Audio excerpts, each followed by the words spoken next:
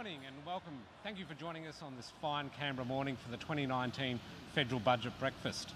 For those of you who don't know me, I'm Michael Shaper, CEO of the Canberra Business Chamber, and I'm joined here by my very good friend Andrew Conway, Chief Executive of the Institute of Public Accountants.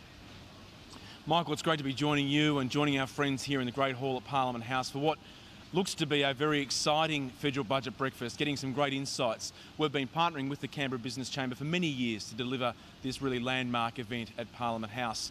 We're going to hear this morning from some very interesting panellists. Our two politicians will be joining us. The Honourable Dr Andrew Leigh, the Shadow Assistant Treasurer, will be speaking to us about his perspectives and the opposition's perspectives on last night's federal budget. And we'll also hear from Senator the Honourable Zed Seselja, the Assistant Minister to Treasury and Finance, presenting the government's perspective on an election budget. We're of course in the shadows of a federal election just weeks away, so we'll be interested to hear their insights about the analysis and all the views in relation to the federal budget. We look forward to your contributions and conversation as well for what stands to be a very exciting morning. We also want to thank our event sponsors and importantly our principal partners, CPA Australia and Chartered Accountants Australia and New Zealand. We thank them as our fellow professional bodies for joining this event once again. And our panel today will consist of Leigh Sales, well-known identity with the ABC, John Kehoe from the Australian Financial Review, and Katerina Torian from Momentum Media. So between them, we're sure to get some plenty fine commentary. So now, let the proceedings begin. And so will you please join us in welcoming our host for this morning, a well-known television identity, ABC's very own Leigh Sales.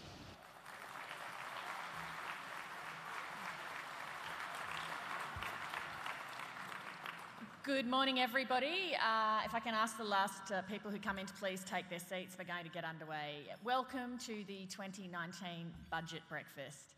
After 20 years, this event has basically become an institution in Canberra because it's an invaluable chance immediately after the budget to take a deeper look at its contents. And it's particularly helpful this year as we head into a federal election. Thank you very much to the Institute of Public Accountants and the Canberra Business Chamber for presenting this opportunity for all of you and for inviting me to be part of it. I'm pleased to be filling the role of MC today and helping steer a panel discussion later to take a bit of a closer look at some of the big issues with the political leaders that we have here. In a few weeks' time, or maybe even from this weekend, depending what Scott Morrison does, we'll be heading to the polls to elect the next Australian government. The Morrison government is hoping that this budget will set it up for re-election. Labor will issue its budget in reply later this week, but we already know that there are some sharp contrasts promised in economic policy. So let's get on with today's proceedings. As I mentioned, our hosts today are the Institute of Public Accountants and the Canberra Business Chamber. The IPA continues to be the peak accounting body serving more than 36,000 members and students here in Australia and internationally. It represents the small business sector here in Australia and has played a key role in driving the development of policy for small business and business productivity in Australia. And the Canberra Business Chamber has been the voice of Canberra business for 40 years, along with its predecessor organisations. It's the largest network of business leaders in this region, and it's committed to the area's economic growth and prosperity. The event's major sponsors are Chartered Accountants Australia and New Zealand, a professional body of more than 120,000 diverse, talented and financially astute members, and CPA Australia, one of the world's largest accounting bodies with a global membership of more than 163,000 members working in 125 countries and regions. How this morning will work is that breakfast will be served as the event unfolds, so please don't feel that you have to wait to start eating your meal. Just start eating as soon as your meal arrives in front of you. We'll hear firstly from senior members of both the government and the opposition, and then I'll be joined by a couple of leading journalists on stage to ask questions of our politicians. We'll also have some roving microphones on the floor. You'll be familiar with that if you've been to one of these events before. So you'll be able to ask your own questions. So if, as things go on, you think of something you'd like to ask, please just jot it down and I'll leave plenty of time towards the end of the event so we can get around the room to hear from a few people and have questions from the floor. All right, let's get into it. Firstly, could you please welcome to the stage Senator the Honourable Zed Seselja, the Assistant Minister for Treasury and Finance.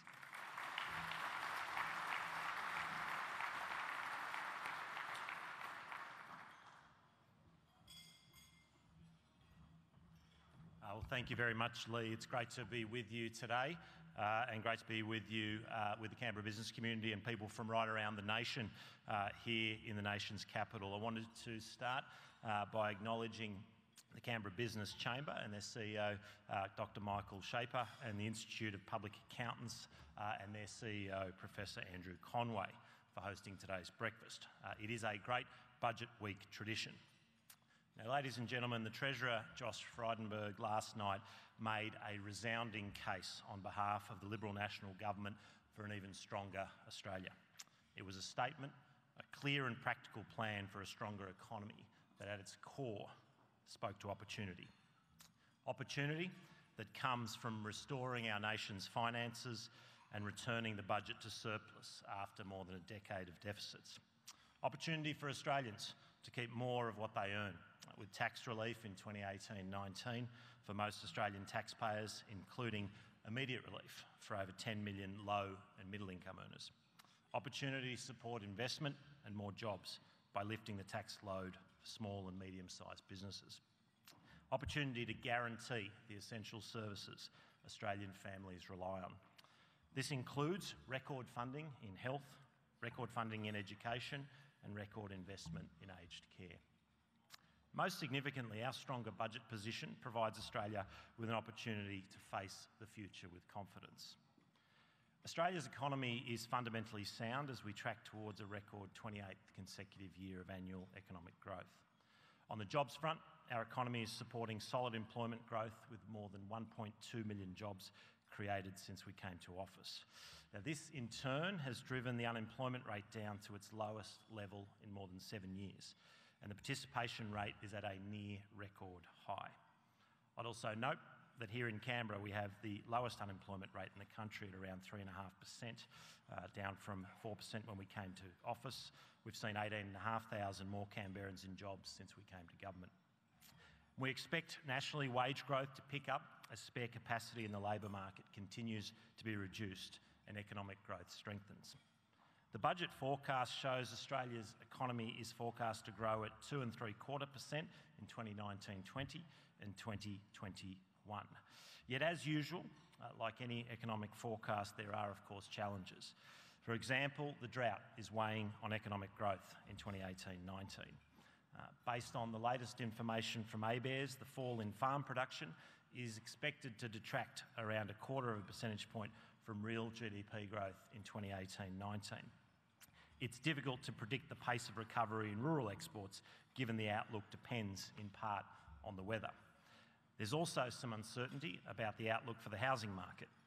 This is important because it influences household consumption. We expect residential construction activity to fall following declines in housing prices and building approvals, partly in response to a rebalancing of supply and demand. We believe also that this is exactly the wrong time to deliver Labor's destructive housing tax, which would wipe an average of a further $70,000 off the value of the family home and would lead to rent rises of an average $67 a week or $3,500 a year and potentially see massive job losses in the construction sector. So for the budget to remain strong, we need a steady hand. The government will continue down the path of fiscal discipline. For the first time in more than a decade, the government is delivering a budget surplus of $7.1 billion in 2019-20. Now, in achieving this, the government's average real spending growth is expected to be the lowest of any Commonwealth government in over 50 years. It means the Australian economy is better placed to respond to emerging priorities and any unexpected economic challenges. And with the budget moving into surplus, it means the government is now paying down debt, ensuring future generations don't have to foot the bill for today's spending. Stronger budget bottom line also provides a springboard to continue to provide Australians with the government services they rely on day in, day out. For example, we announced record health funding to strengthen Medicare, fund more hospital services and provide more affordable medicines. In Canberra, we've doubled hospital funding from $203 million in 2012-13 to $412 million in 2019-20. On top of that, we announced locally a $68 million health plan for the ACT. All of this while cutting taxes. We announced record funding for schools to improve student outcomes and all sectors, public, independent and Catholic, are benefiting. On top of that, nationally, the government is investing over $525 million to upgrade the vocational education and training sector. There's also good news for older Australians, not to mention carers, with record investment in aged care. Now, a lower tax agenda is a hallmark of the Liberal National Government. In the budget, we've set our sights on continuing to build a tax system that allows Australians to keep more of the money they earn. We'll more than double the low and middle income tax offset, and this will provide low and middle income earners with immediate tax relief of up to $1,080 for singles and up to $2,160 for dual income families. From 2022-23, we will lock in the benefit of the larger low and middle income tax offset by increasing the top threshold of the 19% tax bracket from $41,000 to $45,000 and increasing the low income tax offset from $645 to $700. Finally, we'll also make structural changes to make sure a projected 94% of Australian taxpayers will face a marginal tax rate of 30% or less in 2024-25. Now, the rate reduction builds on the changes the government has already made into law, which abolish the 37% tax bracket. The result will be a simpler system: 3 tax rates, 19%, 30% and 45%. At the same time, we're making sure small and medium-sized businesses keep more of their profits. That's money better invested back into their businesses to create jobs and boost productivity. We've accelerated the cut in the company tax rate to 25% for small and medium-sized businesses and increased the rate of unincorporated small business tax discount. And, as announced last night, we are increasing the instant asset write-off threshold to $30,000 and expanding access to medium-sized businesses with aggregated annual turnover of less than $50 million. These changes apply from budget night until 30 June 2020. 40,000 businesses just here in Canberra are set to benefit. We, of course, will continue to crack down on multinational tax avoidance by ensuring multinationals and big businesses pay their fair share. The final area I want to cover is transport infrastructure, a critical part of a growing economy, but also an integral part of our communities. So we're easing congestion and ensuring our towns and regions are better connected with a record $100 billion in transport infrastructure projects over the next decade. Here in the ACT, we'll provide an additional $50 million for projects, including $20 million for the duplication of William Slim Drive and upgrades for the Kings Highway. Along with the increases to the Black Spot program, Roads to Recovery and Bridges Renewal program, there's $78.8 million for ACT roads funding, coming on top of the $200 million last year for the Monera Highways and the Barton Highway. The government will also nationally provide an additional $3 billion for the Urban Congestion Fund, targeting some of the worst urban pinch points. This is alongside an extra $1 billion for roads of strategic importance to strengthen key freight routes and better connect regions and communities. Let me also note the huge investment here in Canberra. We're delivering the biggest government investment in Canberra since the Howard government with the $500 million upgrade to the War Memorial. We're also investing in our national institutions such as Questacon, the National Library and the National Gallery. So ladies and gentlemen, that's a quick overview of this year's budget. We are restoring our nation's finances. We are providing record funding in health, education and aged care. We are lowering taxes for hard-working Australians. We are investing in transport infrastructure. And as clearly reflected in the budget, we are an ambitious, pro-growth government, one that is determined to build a stronger economy and secure a better future. Thank you very much for the opportunity to be with you today, and I look forward to the panel discussion to come. Thank you.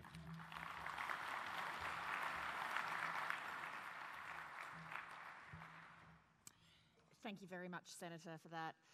Could you please now welcome from Labor the Honourable Dr. Andrew Leigh MP, the Shadow Assistant Treasurer.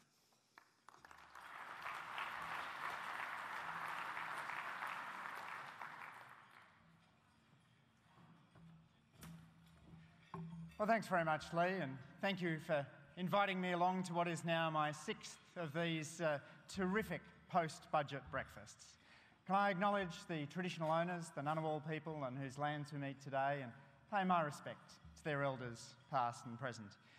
To thank host Lee Sales and my counterpart Zed Seselja, the Institute of Public Accountants and Canberra Business Chamber. As I said, I started doing these events in 2014. Since that time, we've had 3 Prime Ministers, 3 Treasurers, and I think my opposing number today is the 6th person to go across against whom I faced off. I did say last year that I hope to be addressing you this year in a slightly different capacity. I'm afraid that's not true in any title sense, but my different capacity is simply that I'm a little older and a little greyer than I was last year. But hope springs eternal, and I'll return with that wish for next year. As I typically start, I want to say something about where the overall economy is going, because we can get too focused on the fiscals and not think enough about the importance of the global and national economic context. If you take global bond yields as a reasonable economic forecasting tool, you'd be pretty worried. They're negative in Germany, they're massively down in the US, the UK and Canada. The OECD last month downgraded its growth forecasts. In the US, fiscal stimulus is now fading. Just to listen to today's news, you've got the collapse of the Brexit talks again, and suggestions that the US might pull out of NATO. China certainly raises a range of challenges, including debt and political stability. And back here in Australia, we have significant challenges around consumer spending. We've seen a lot of big names go bust in retail. Roger David, Laura Ashley, Toys R Us, Dick Smith, Bilo, Angus and Robertson. Economist Callum Pickering says the retail sector continues to come under intense pressure from persistently low wage growth. And what we've seen in this budget is again the triumph of hope over experience. Wage growth in this year, for this year, was a couple of years ago projected to be 3.5%. It's turned out to be closer to 2.5%, and yet the budget is forecasting again that it'll go back to 3.5%, without a set of policies to underlie that. But the wage slowdown hasn't hurt the budget as much as you might think, in part because pensions are indexed to wages, so slow wage growth reduces both outlays as well as receipts for the Commonwealth Government. What has hit the budget is a big upturn in corporate profits. Just to give you some sense of that, a couple of years ago, corporate tax revenue was a little under $70 billion. Now it's almost $100 billion and forecast to stay at that level. Trouble is, we know historically that the corporate tax take is the most volatile income stream from the budget. So planning based on a volatile income stream can be risky. The decline in retail spending is a big issue for many of your businesses in the room, but it's less of an issue for the federal budget because the GST goes to the states and territories. So as Deloitte's Chris Richardson sums it up, the economy zigs and the budget zags. More broadly, we've got in Australia inequality up, emissions up, energy prices up and household debt up. We've got wage growth down, home ownership down and savings down. The numbers that should be going up are going down. The numbers that should be going down are going up. We've also got an economy that's not diverse enough, that has too many of our eggs in too few baskets, and in which we've seen a 7-fold increase in mergers over the last generation, but yet a decline in the start-up rate this decade compared to last decade. Turning now to the budget, and the centrepiece, according to the Treasurer, was a projected surplus. It's important to be clear about what this means. Back in 2013, the Coalition promised they would never use the National Credit Card. They've now been on a 6-year spending binge, and this year's promise is that they will finally put the National Credit Card away. During that period, they have doubled net debt, which is now $15,000 a person. The return to surplus, as I said, is based in part in this surprise uptick in corporate profits, part of which can be linked to the unexpected dam tragedy in Brazil leading to increased demand for our iron ore prices. A quarter of it is based on reduced spending on people with disabilities. So it is a fragile surplus indeed, and as Leigh Sales pointed out in her interview with the Treasurer last night, it is only a projected surplus, the same kind of projected surplus as Wayne Swan projected before the global financial crisis hit. The budget does include tax cuts. We welcome those. Last year, the government voted against Labor's plan to give bigger, better and fairer tax cuts to people earning under $125,000. This year, that's their policy. We welcome that backflip. We're a little disappointed that people earning under $40,000 will be left out. And if we win office, we'll need to sort that out. But it's also the case that the tax cuts have been constructed in a way in which to get least economic bang for the buck. As you know, the growth benefits of cutting taxes come when people know as they work that they're facing a lower marginal tax rate schedule. You don't get that effect when you get to the end of the financial year and say, surprise, here's a tax cut. So the growth benefit of this tax cut could have been considerably larger if the Coalition had done the right thing a year ago and voted for Labor's plans. Oh, by the way, the Treasurer claimed last night that taxes will always be lower under the Coalition. I draw your attention to his budget paper 2, table 3, which shows that taxes now are higher as a share of the economy than during any year of the Rudd or Gillard governments. There's of course things in the budget we support. We think it's terrific that the government has come on board with commuter car parks, projects like the Gladstone Port Access Road. We're pleased to see the extension of the Tax Office's Multinational Tax Avoidance Task Force, whose principal role, as it has been in the past, will be to enforce multinational tax laws that the Coalition voted against in 2012 and 2013. We don't, however, think that the Australian Tax Office needs to have $1 for every Australian to run an ad campaign talking about the terrific things the government is doing on multinational tax. For Canberra, it's slim pickings indeed. William Slim Drive gets $20 million. That's 1/10 of what Labor would put in to light rail stage 2, a $200 million investment. Unless you think the Kings Highway is a Canberra road, and I'd just like to point out that 4 of its 140 kilometres sit in the ACT, this is disappointing news for the ACT. There's a mystery Canberra land sale, the details of which we're not told, and there's a saving of considerable magnitude which has been made but not announced. Based on past record, that could easily be yet another cut to the public service. So what would Labor do? For businesses, we would offer the same business tax rates as the Coalition for all businesses, small or large. And on top of that, we'd offer an Australian investment guarantee, allowing more rapid write-off for assets, for investments of any size. We'd get wages going again. That's good for business because one person's payroll is another person's retail spending, and we have to get those retail spending going again. We'll do this through cracking down on labour hire being used to replace entire workforces, through a living wage for the lowest paid, and through restoring penalty rates, which overwhelmingly go to those who spend all of their paychecks.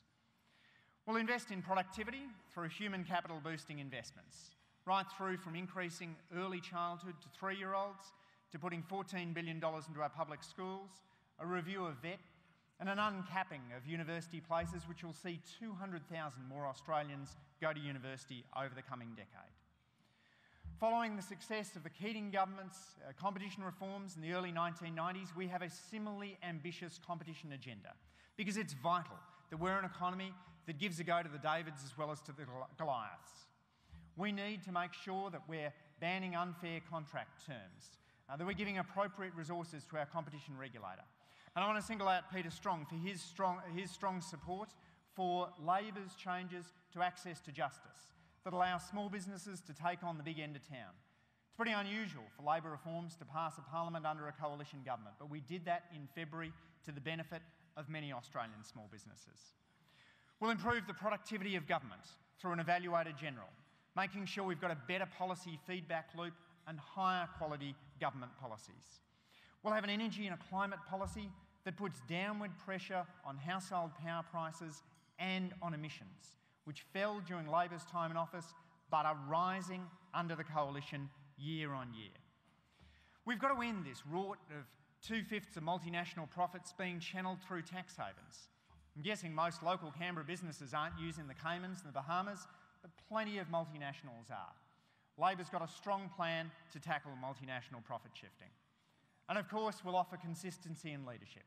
During our time in opposition, we've had one leader, one treasurer, one assistant treasurer.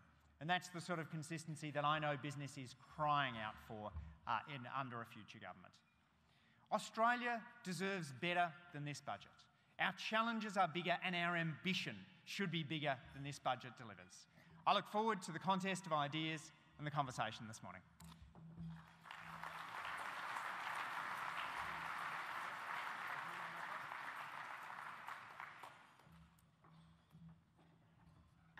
Can I invite the Senator to come back and also our panellists to come and join me on stage now as well?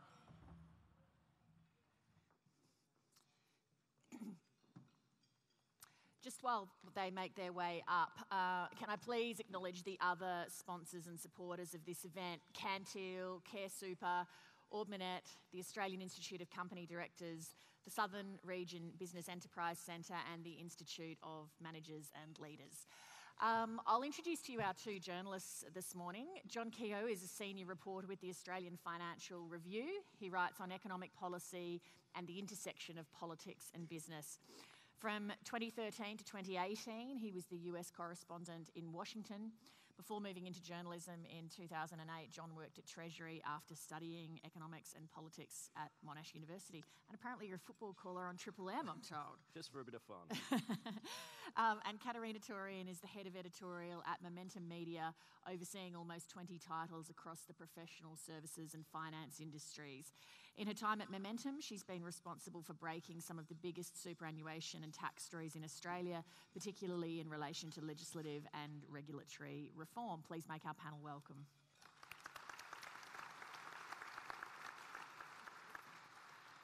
How things will work is I'll kick off the discussion with a question each to our politicians, and then our journalists will take it in turns to ask questions before we come to you on the floor. So let me start with you, Andrew Leigh. When you look broadly at where the economy currently is, low unemployment, about to hit a surplus, low inflation, solid infrastructure program, isn't that, and with the headwinds that you pointed out, isn't that a solid case for voters to allow the coalition to continue managing the economy? Well, Lee, you want to look at the unemployment numbers relative to the advanced world. If you look during the global financial crisis, we had an unemployment rate a couple of % below the advanced world. Now we're at about the OECD average. You've got the US and Germany now with 4% unemployment. I frankly think we could be doing better here in Australia on the unemployment numbers. I worry that productivity has been lagging over recent years and inequality has been rising. And so you haven't had either the increase in the size of the pie or the fairness in how it's distributed. I think we can be a more equal country and a faster growing one, but you've got to get the investments in human capital right. You've got to make sure that you're not capping university places, as has happened recently, discouraging Australians from going to university at a time of massive technological change is nuts. You know, we've got to be raising levels of education in order for people to keep pace with the changes in technology. Zed, I'll ask your question in a second, but give you a chance first to respond to what Dr. Leigh had to say, particularly on this question of inequality, because it's something we hear Labor talk about quite a lot. Yeah, well, look, I think that they do talk about it, but the evidence doesn't back up what Labor's been saying. And if you look at measures of relative inequality over the last 20 or 30 years, they've remained relatively constant. And what we've importantly seen is each of the income deciles going up well above inflation over that time, which has been a good thing. We want to see people in real terms better off. And you don't deliver that with heaps more taxes, with $200 billion of more taxes. If you look at our record, Andrew talks about growing the pie. That's absolutely what we've been about, not just redistributing the pie, actually growing it. And we're seeing the dividends for millions of Australians now. So whether that's through tax cuts, whether that's through infrastructure spending, whether that's through record investment in health and education and aged care, people are seeing the dividends of solid economic management. $48 billion deficit we inherited into surplus in this coming financial year, and I think that's something we can be very proud of. So, of course, the opposition is going to talk things down. That's often the way that oppositions will go, but if you look at the fundamentals, 4.9% unemployment, strong economic growth, a budget returning to surplus, delivering tax cuts, tax cuts for small business. There's a lot of strong, a very strong performance that we can be very, very proud of, as you say, going into the election. But you know, if we get the opportunity to come back, there's of course a lot more to do. As you say, that's going to be your message going into the election, your economic performance. Isn't the problem for the coalition that when voters look back over the past years, the highest profile thing that sticks in their mind isn't that, it's the changes of leadership? Well, look, you know, people, journalists like yourself are going to, of course, ask questions like that and focus on that. But if you look at what we've actually delivered over the entire period in government and what we are projecting to deliver and what we are looking to deliver going forward, it's a great story for Australians. So, you know, lower unemployment, more job opportunities, growth for business, infrastructure spend, more investment in services, investment in important things like our national security. That's a really strong record, and you know, that's obviously what we'll be focusing on and what we'll be talking about in the lead up to the election. But I guess my point is that you guys yourselves gave voters an opportunity to take their eyes away from that. Well, look, you know, the Prime Minister's made the point that there's no doubt that those things will count against you. But one thing that won't count against us in the way that it did against the Labor Party when they were last in office is that the performance on the fundamentals has been very, very strong. Labor can't point to that because when they were in government, we saw unemployment go up, we saw massive deficits, we saw a loss of control of our borders. So they weren't able to deliver the policies, and we have been. Andrew, that's a fair point, isn't it? You had all the leadership instability and you didn't deliver some of the things the coalition's delivering. Well, Australia faced the greatest global crisis since the Great Depression, and we went through that as one of the very few countries to escape recession. There's no serious economist that thinks we shouldn't have gone into deficit during the global financial crisis. But there's very few people that think that we should have doubled the debt over the period from 2013 to 2019. This is an economy which is could be performing considerably better. I'd certainly challenge Zed's contention that leadership changes just happened. As I understand it, he was quite heavily involved in the last one. I'd challenge his contention that inequality hasn't risen. Wealth inequality is up. Income inequality is up. Wage inequality is up. Just to take one statistic, since the 1970s, wage growth has been 3 times as high for the top 10th as for the bottom 10th. Top 1% share has doubled, top 0.1% share has tripled. Inequality is at a record high in Australia, and we do need to tackle egalitarianism. But I'm with Zed in saying that we've got to be take a pro-growth approach. It's interesting you choose the 1970s as the starting point rather than, say, the last 20 or 30 years when we've seen the coalition government in particular in office. So it's an interesting starting point from the 70s, you know, when Whitlam came in. I mean, we could, you know, go back 100 years and see how it goes. But what we've seen over the last 2 or 3 decades is every income decile growing significantly above inflation. That means in real terms, whether you are at the lower end of the income spectrum or the higher end, you've seen your real wealth go up and your real wages go up. And that's something we can be very proud of as a nation. All right, Katarina. If we're talking about promises that we're delivering, one promise that is being promised by both sides of government is genuine tax reform. This is a budget heavily focused on tax policy, but what Australia desperately needs is actual from the ground up tax reform. To give you some context, 10 of the largest taxes account for 90% of Australia's revenue, which means there's about 115 taxes that account for the rest of it, wildly sort of inefficient taxes. Both sides of government have committed in some form to genuine tax reform, particularly Liberals, but the tax white paper policy was lost a few Prime Ministers ago. So to both of you, is there any intention for a genuine ground-up tax reform here? Senator first. Well, obviously there is, you're right to point out that there is some pretty significant tax reform, and what's announced in this budget is looking at how we can incentivise Australians going forward. So whilst we get criticised by the Labor Party for some of those tax cuts, what it would mean is that someone going from $45,000 of income to $200,000 of income won't see any real increase in their marginal tax rate. So that's a significant tax reform and one that we want to deliver on. Of course, we can always point to other areas of tax reform, but when we look at some of the ones that are on the table, we don't believe they're the right ones, particularly things like the hit on the property market, which the Labor Party wants to implement. We think that will be a very negative tax change. You can call it a tax reform if you like, but what it will do is lower the wealth of average families, increase their rents and hit the construction sector very, very hard. But your own leaders under both Turnbull and Abbott said that there is an appetite and there is a need for that tax reform. So where does that sit with the current government? Well, I think our principle is we always look to lower taxes wherever possible. But we've seen some other attempts at tax changes during our time in government, which haven't been proceeded with for various reasons. And so we know these things are challenging. Lowering taxes can be challenging across the board. So always we approach things from the perspective of, if we get the budget under control, we look to lower taxes as much as possible, and that's very much what we're doing in this budget. Andrew? Katarina, the graveyard of failed coalition tax policies is like the graveyard of failed prime ministers and treasurers. You've got raising the GST, you've got income taxes to the states. I think it's an opportunity to talk about what Labor's going to do. You've got very little focus on where the country... The tax white paper junked after more than 1,000 submissions. One of my public finance professors, Martin Feldstein, who was the chair of Reagan's Council of Economic Advisors, not on my side of the political fence, but argued that good tax reform has to do with tax expenditures, with closing loopholes.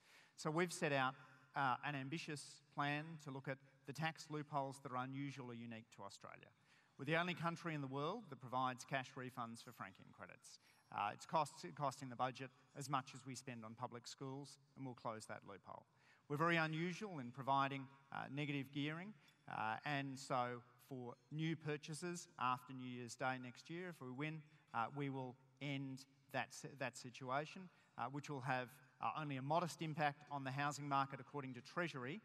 What's interesting is you're hearing numbers from Zed Selja about our negative gearing policy, which are at odds with what the Australian Treasury said it would do.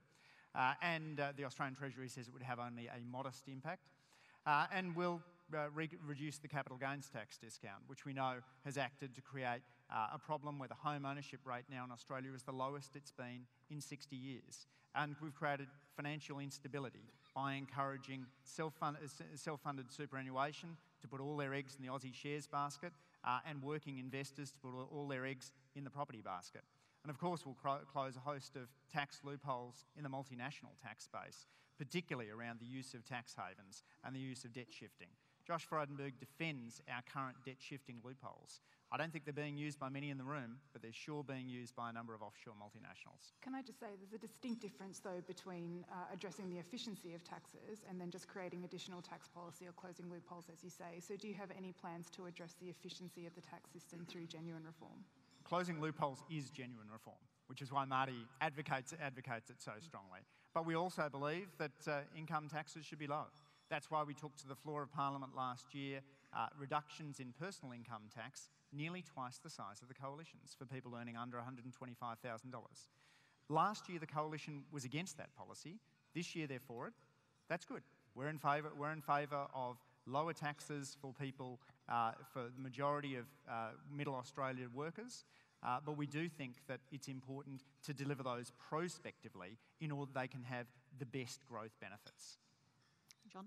Andrew, Labor's tax measures are predominantly focused, if I could put it, on revenue raising, and there may be a case for closing negative gearing, capital gains, trusts, dividend franking, but where is the productivity enhancing reform that Labor would do? It seems like it's a revenue raising exercise. You're also increasing the top marginal rate without the payoff of maybe lowering and flattening taxes, such as what the Coalition has done or promising to do in this budget by dropping it to a 30% marginal rate or less for 96% of taxpayers. John, I differ with your view that making a tax base broader and lower isn't tax reform. That is textbook tax reform. You look at what the Reserve Bank has said about our tax policies around housing. They've said that the combination of negative gearing and the capital gains tax discount has acted to create instability in the system. And you look at what we're doing on trusts. This is very much in the spirit of the Howard reforms, in which trust distributions to children were subject to a higher rate of tax. We're saying trust distributions to mature age beneficiaries to be subject to a 30% rate of tax. This is, again, ensuring that people are focused on the productivity of their business rather than looking for the latest little loophole. That's textbook tax reform. Our Australian investment guarantee. Again, we know from research from Victoria University that has 3 times the growth dividend of a corporate tax cut. So we're very focused on a productivity agenda. It's one of my shadow ministerial titles. I'm very keen on seeing tax reform that boosts growth and equity. So will Labor support any or all of the personal income tax cuts and increase in the small business instant asset write-off from 25 to 30,000 in this budget? Yep, we're happy to support the reforms that see lower taxes in the next term of government for people earning under $125,000. It's entirely consistent with what we advocated last year, and we're happy to support that instant asset write-off. We believe it's a good measure. It was, of course, introduced originally by Labor, scrapped by the Coalition, then reintroduced by the Coalition. So it's a Labor measure. It's quite consistent with our Australian investment guarantee, which then gives that greater depreciation further up the scale. Zed, on the budget, you've restrained spending reasonably well over the last few years, but the projected surpluses are pretty much based on very benign international economic circumstances continuing. The Treasurer and Andrew are pointing to economic headwinds out there in the international economy. Couldn't these surpluses be wiped out in the blink of an eye if something goes wrong in the world economy, as is possible? No, we don't believe so, and there's a few reasons for that. So if you look at our forecasts, they have been consistently conservative, and what we've done is we've overshot our forecasts in recent years. And you're right to point to spending restraint.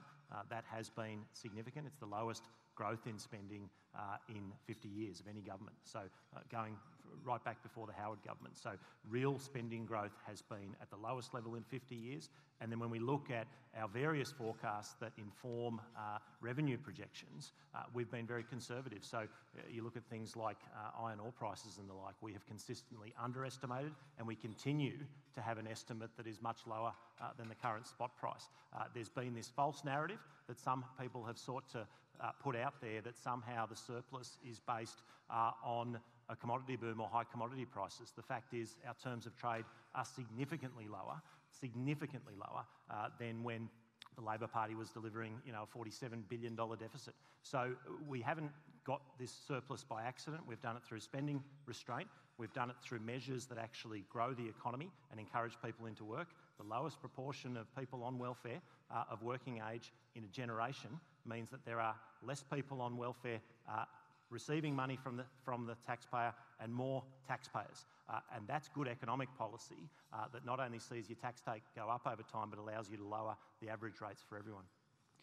Dr. Lee, some of the headwinds that are referenced are obviously those in the housing market and the sort of significantly tighter access to credit than a few years ago when you first announced your negative gearing policy. Would a Labor government be adjusting its negative gearing and CGT policy given that market conditions have changed so much? Katarina, I'd use the analogy between monetary and fiscal policy. We're not aiming to do what monetary policy does, of sort of smoothing the economic cycle. We're aiming to put in place a long-term reform that rebalances the housing market. As I said before, the home ownership rate is the lowest it's been in 6 decades. Young Australians, the home ownership rate has crashed by more than 10% over the course of the last generation. So we've seen Australia move to a country which is whose tax system is advantaging investors over first home buyers. We think that rebalancing needs to be done even at a point at which the house price to income ratio has moved from, say, 5.2 down to 5, because it used to the changes in the housing market are not what. Sorry, we're not aiming to affect small up and down changes in the housing market. They'll be inevitable. We've seen changes in different markets over different years. what we want to do is rebalance the housing market away from investors and towards first-home buyers. Can I just respond to that? Because the language has very much changed. So when they first brought in this policy, Chris Bowen and the opposition leader and others said it was about putting downward pressure on house prices. And that's fundamentally what it is designed to do, and numerous pieces of modelling show that that would be the case. So that was when things were going up.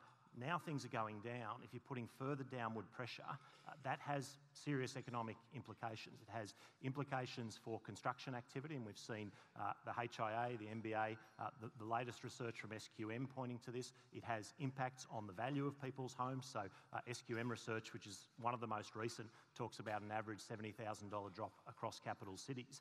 But it also hits renters. And the SQM research and many other pieces of research have suggested rents go up.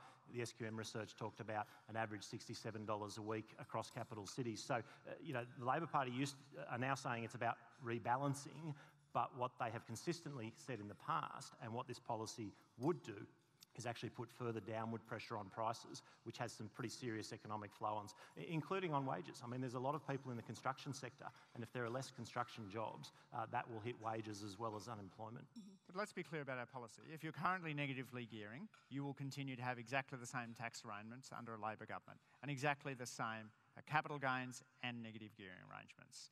All that will change is that from New Year's Day next year, under a shortened government, if we're elected, you'll be able to only negatively gear on new-built homes. So if you're concerned about construction, we're going to channel investor interest into new-built homes.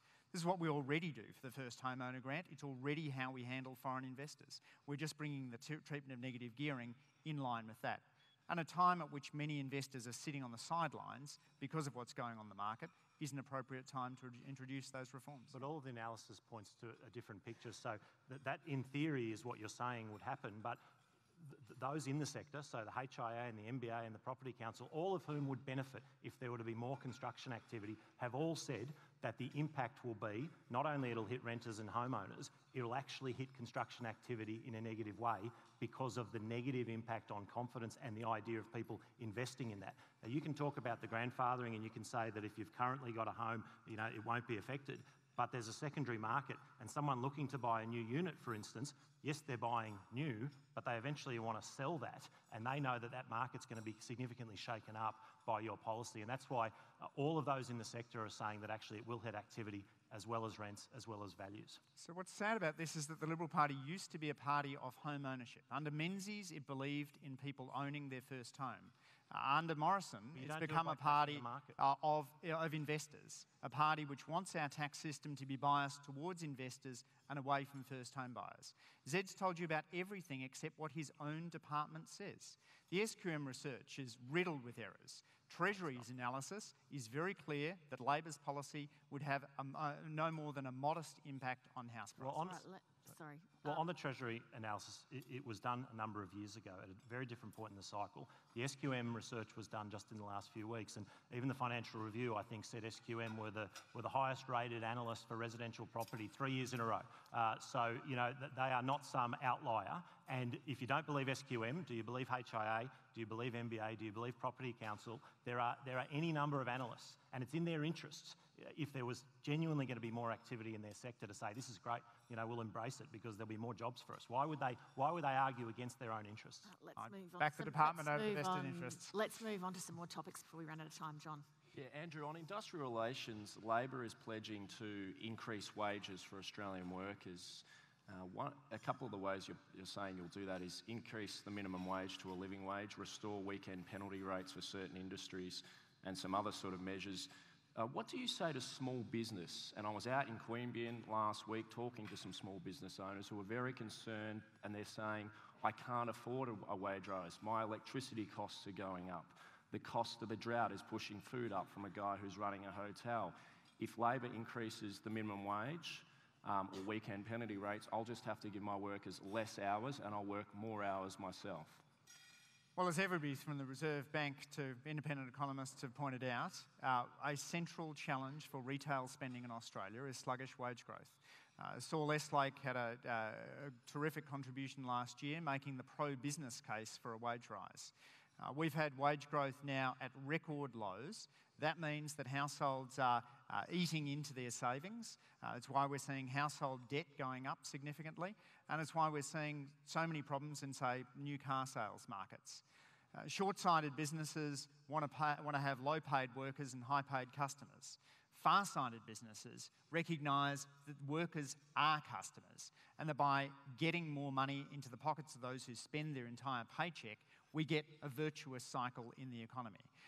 We're very concerned about the use, for example, of labour hire in order not just to fill temporary vacancies, but to supplant whole workforces. So we'll make sure that wages aren't undercut by doing that. We do think that it's appropriate to have higher minimum wages and that the employment effects are zero or modest, and the impacts on wages and therefore on retail spending are very real. Australia faces a wages crisis, and we can't just stick our head in the sand about this, but that's what the budget does. Australia has the third highest minimum wage in the world. The minimum wage increase has gone up by more than 3% in the last 2 years, well above the average wage increase. Isn't the way to get wages going via productivity in a sustainable manner, and what's Labor going to do on the productivity front to do that? You're absolutely right that the productivity is at the core of this. In terms of where the minimum wage has been sitting, it's had a couple of above inflation increases, but that followed a pattern in which it's fallen well below the median wage. Our productivity agenda, I talked about a little in the speech, the importance of competition reforms. That was one of the keys to the 1990 productivity surge. We've got to get more balance in the system. We've got policies around making sure that independent mechanics, small hotels, auto dealers, dairy farmers get a better deal. But we're also keen on giving more resources to the ACCC, doing post-merger reviews and banning unfair contract terms, tilting the balance back there. And then you've got to get the human capital piece right. So you can't compete in a world in which technology is advancing by cutting education. There's a great book by Claudia Goldin and Larry Katz called The Race Between Education and Technology that posits the theory that when education stagnates and technology advances, that you see harm done to those in the bottom half of the distribution. So in a world in which the robots are coming, the right way to meet them is through great teachers, investment in vet universities and early childhood. I'll go to questions from the floor in about 5 minutes, but can I just ask Senator, first of all, what is the coalition going to be relying on if you are re-elected to drive wages growth? Well, there's a range of things, and if you look both at this budget, but also a number of, really all of our budgets, if you look at the measures that we've been taking. So let's look at, tax cuts for small and medium enterprise. Obviously, that is just starting to flow now. That's been a long time coming and something we've been committed to for a long time. But the benefits of that, of course, will start to flow, as will personal income tax, as they flow into the economy. The infrastructure spend. One of the things that I think we don't get enough credit for is taking the hard decision to build a second Sydney airport. That is productivity enhancing infrastructure for a huge growing part of our nation in Western Sydney. To have that bottleneck that is the Sydney Airport at the moment has been slowing things down. And when you're spending $100 billion over 10 years on transport infrastructure, when you've got things like inland rail, those sort of investments make a difference. We've announced package when it comes to vet, but if you put more money into the pockets of Australians, if you put more money into the pockets of business, if you open up our trading arrangements with partners around the world, as we have done, what you do see is a stronger economy and you see wages growing over time. Now, wage growth has been slow right around the world, there is no doubt about it. It has ticked up in the last year or so, and we anticipate that will continue. It won't happen, though, if you go and impose a couple of $100 billion of new taxes on the economy. That's generally not the way to see economic growth and productivity growth, is more taxes. Just on that infrastructure piece, actually, so first, that airport is about 30 years later than it was promised.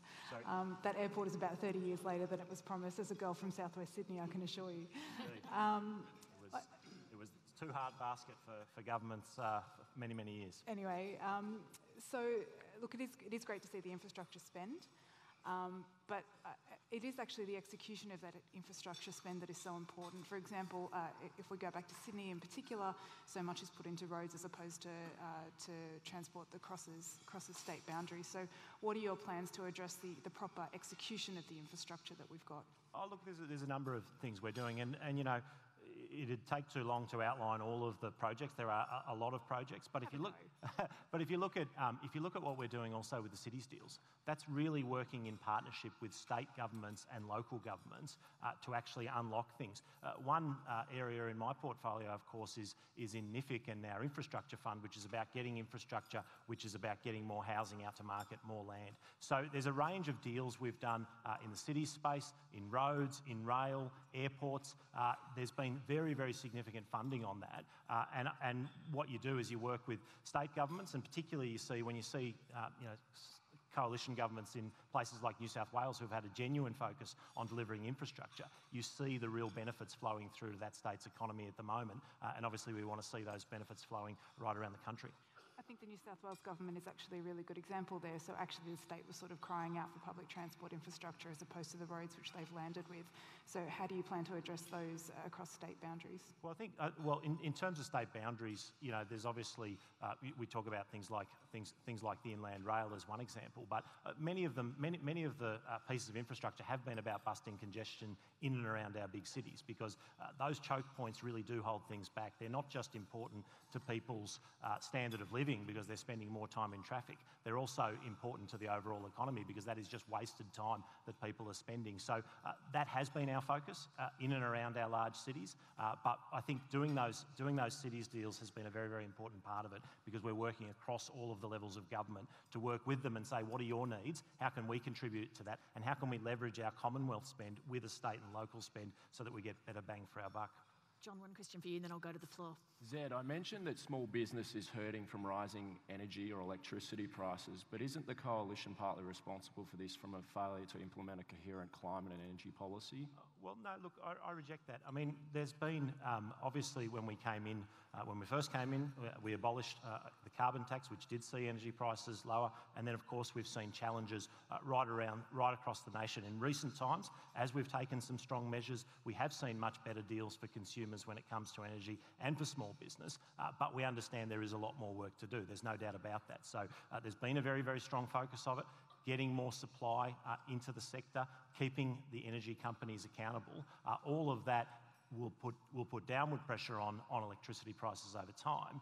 We've got an alternative, an uncosted alternative of a huge increase in the renewable energy target and the emissions reduction from the Labor Party. We don't know exactly how much that would hurt, though there is a lot of modelling that shows what that will do to energy prices, what that will do to the overall economy. So we have more work to do on energy, there's no doubt about it. It has been a strong focus for us, and we've seen some areas of improvement in recent times, and we would anticipate that would continue. All right, let me open it up to the floor. If you'd like to ask a question, just raise your hand nice and high so I can see it, and then there'll be a microphone. How about we'll have one here, and then 1, 2, 3. Thank you. So over here first. Good morning, Michael Croker from Chartered Accountants Australia and New Zealand. My question is to Dr. Lee. Andrew, you won't be surprised, I guess, to learn that Chartered Accountants are getting a lot of questions from clients about Labor's tax policies. Will you be revealing greater detail about your tax policies before the election? And can you share with us your strategy for consulting, designing and implementing your tax change as well? Great question, thank you. We've certainly appreciated extensive engagement with business, with expert groups in designing our tax policies. Labor's economic policies are as comprehensive as any opposition has taken to an election in my lifetime. I'm very proud of the work that we've been putting in, and that's partly because of the consistency in personnel over the course of the last 6 years. On energy, Zed mentioned before that there's been a strong commitment on energy policy. There just hasn't been a consistent position. So there's been 12 different climate and energy policies. In our economic reforms, we've been focused on being clear and consistent. providing grandfathering in the case of our negative gearing and capital gains tax reforms, taking inspiration from people like Jeff Kennett and Joe Hockey, who said those areas needed to be tackled. In areas like multinational tax avoidance, we're working not only with Australian experts, but also very much engaged with the key OECD and G20 conversations about how best to crack down on multinational profit shifting. We would be a careful, considered, consultative government who worked with Treasury with the maximum openness possible through those processes. I've been concerned too many of the government's tax reforms, those that aren't jettisoned, are often hastily cobbled together at the last minute. The consultation documents aren't released, and people don't have the time to give considered responses there. We've been clear about when our policies take effect. We've been clear about what they will cost, and I'd acknowledge the Parliamentary Budget Office, we've got Jenny Wilkinson here, the careful work that they've been able to provide in giving us surety as to what policies will cost and what effect they'll have. Second question was somewhere over here, yes. Tony Greco, Institute of Public Accountants. Another question to Andrew, and along the similar lines. You're seeking a mandate on a lot of tax policies. One that's not getting a lot of oxygen at the moment is in relation to, and has a big impact on people in this room, and it relates to cost of managing tax affairs. When it was announced, it was on the basis of 48 taxpayers with taxable income of $1 million, and they claimed a similar amount at that label, which we refer to as D10, cost of managing tax affairs. Now, we know in that label there is other costs that are accumulated in that label, for example, litigation costs and general interest charge, as well as the advisor fees. So what we're asking for here is there an opportunity to review the policy if you were to win government, especially because from what we see, it's a policy looking for a problem, and there may not be a problem at the first instance. Tony, thanks very much for raising the issue. This is, as you know, akin to a policy that we took to the 2016 election and arose from a concern that we had that the deductions for managing tax affairs seemed quite strongly skewed. The vast majority of taxpayers spend well under $3,000 in managing their tax affairs, and we wanted to avoid a situation in which people are less focused on making their business more productive and more focused on identifying tax loopholes. We'll clearly work through with the industry in terms of our consultation, but we are in a situation now where the debt has been doubled, where what Australia owes per person on net terms has gone from something in the order of $7,000 to now $14,000. And that forces us to look as rigorously as possible at each of these tax expenditures and say, can we justify this at a time when debt is so high? And that's driven our search for sensible savings such as this and the others that John's mentioned before. Question over here. Okay, Genevieve Jacobs from Region Media. It's a question for Senator Seselja. Zed, you've talked repeatedly about wanting to see enhanced construction, productivity-enhancing infrastructure. With regard to Canberra, we see no city deal. We see the Kings Highway flagged as a major project when, in fact, as Dr Lee's pointed out, it's in New South Wales. In terms of the infrastructure investment that drives Canberra's non-government economy, can you talk us through how you argued for the interests of your community in the budget process? And the invitation to sit down and talk about this remains very open. Well, Genevieve, thank you for the question. What you've ignored in your preamble, of course, is the significant amount of roads funding that we announced just last year and is still being put through the system. So when we announced $100 million last year for the Monaro Highway, something I pushed very hard for, we were very pleased to see then the ACT government match that. So we've now got a $200 million joint commitment to serious upgrades to the Monaro Highway. Last year we also announced $100 million for the Barton Highway. But what yourself and perhaps some other commentators have also ignored is the massive investment in Canberra in our institutions, most particularly the War Memorial. Now, there are some who have sought to criticise it, but regardless of whether you think it's a good idea or a bad idea, it is a huge investment in Canberra. $500 million.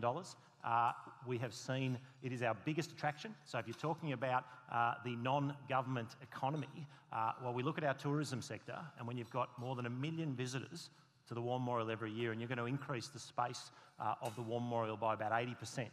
You think about the implications if you were to get a 10%, 20% or 50% increase in visitor numbers, what that will mean for our hotels industry, for our hospitality industry. So that's a huge investment in Canberra, not to mention what we've announced in terms of the National Gallery, Questacon, the National Library.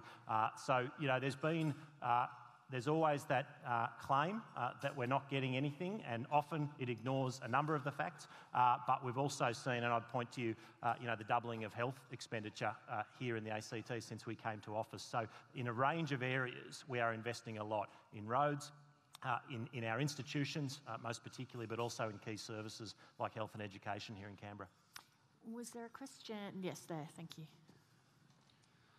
Good morning, Dr. Lee. My question is in your direction. My name is Dan Steiner. I'm a retiree, and I was one who watched closely in the late 1980s when the Labor government introduced the principle of retirees being self-funded retirees. I believe it was also the Labor government that said, we don't like the principle of double taxation, so we're going to provide investors franking credits so that dividends are not taxed twice. In 2003, it was Simon Crean who supported the principle that franking credits that are not used to offset taxation should also be provided to those who have invested in the way of cash refunds. All of these are principles that supported self-funded retirees. You've stood up here today and said that Labor regard the principle that was supported in 2003 as a tax loophole. I'd like you to explain to me and to others in my position how that principle is no longer one that Labor supports. Dan, thank you.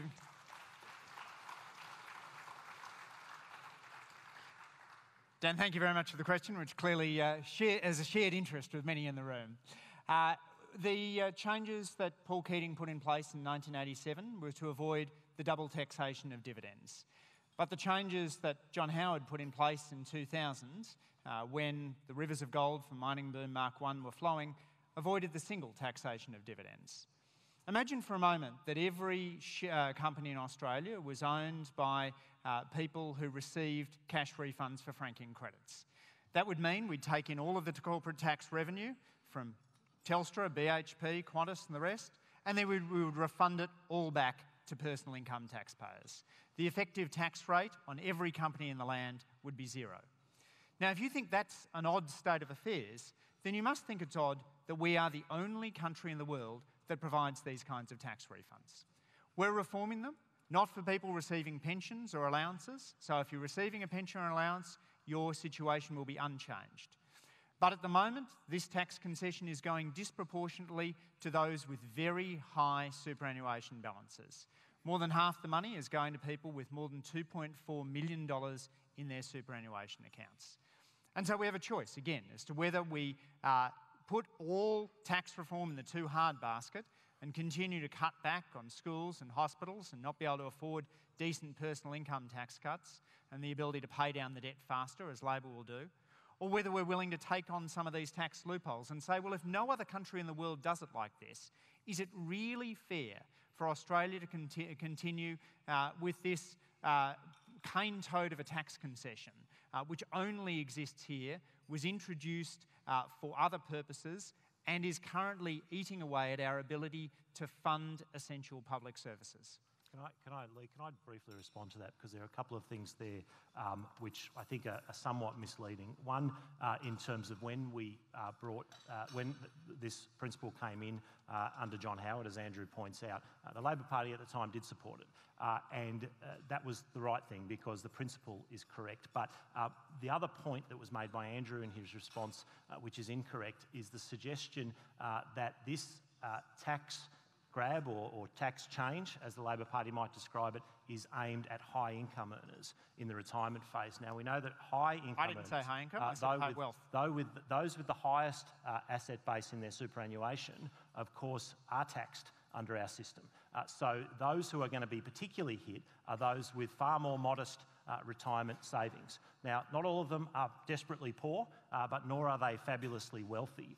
And just one final, whilst it's not primarily aimed at pensioners, it is primarily aimed at low and middle income retirees, self-funded retirees, it will hit some pensioners. The policy will apply to some pensioners depending on when they come into the pension phase and whether they have access to a self-managed super fund. So that aspect is not correct, but there is no doubt, and even the Australia Institute recently at a Senate committee who supports it, of course, who supports this tax change, the Left-Wing Australia Institute did describe it as a regressive tax, and that is exactly what it is. We've got time for one more question before we're out of time. How about down here? Lee, and thanks to the panel and the speakers today. Paul Drum from CPA Australia. And given this is, could I ask two questions, Lee, seeing I've got the mic and it's not coming back? One's to Dr. Lee. Thank you, Lee. And one's to Dr. Lee. And following on in the same vein on the franking credit discussion, I just wanted to understand, our members have been asking, why is it okay for other not-for-profits, hospitals, religious institutions, educational bodies, why will they still get their franking credit refund when individuals and self-managed super funds won't? And my question for Senator Zed is, the energy assistance package, $75 and $125, do you think you could have done a bit better, Zed? Is that really, just tokenism? Thank you. All right, Andrew, why don't you go first? Franking credits. Thanks, Lee. Paul, we decided to exempt not only allowees and people receiving the pension, but also charities. And naturally, anybody who's paying tax is still able to use franking credit refunds in order to offset those tax bills. So that means people who are in superannuation funds, retail or industry, where typically the tax liabilities of people in the accumulation phase will offset the tax arrangements of people in the pension phase. But again, this is not the kind of radical scorched earth policy that somebody like Zed Seselja would have you believe. This brings us into concert with every other country in the world. The revenue is coming disproportionately for those with high wealth balances. Yes, it's true they have low taxable incomes because their superannuation streams aren't taxable. But if you look at their asset balances, then we're talking about half the revenue coming from people with more than $2.5 million in their superannuation accounts. And because pensioners are exempted, that means that people in order to get a part pension, you need to have non-housing assets of less than $800,000. So that's the cutoff. We've chosen to use the pension cutoff because that ensures that 2/3 of retirees are not affected by this policy whatsoever. Senator, your energy policy? Yeah, sorry. Look, I reject the premise of the question. But look, obviously, it is a modest amount that we are giving to people to assist with their energy bills. There's no doubt. But I see it as part of a dividend of strong economic management. To be able to give something to some of those Australians who are doing it tough, I think is a good thing, and that comes ahead of a whole range of significant reforms, whether it's in energy but also in the taxation system, which of course will see a lot more money over time coming into the pockets of Australians. Thank you very much, everyone, for your questions. I hope that it's been enlightening for you to get this little bit of extra detail on the budget. Would you please thank our panel and have a great day, whatever you're doing today. Thank you so much. Thank you.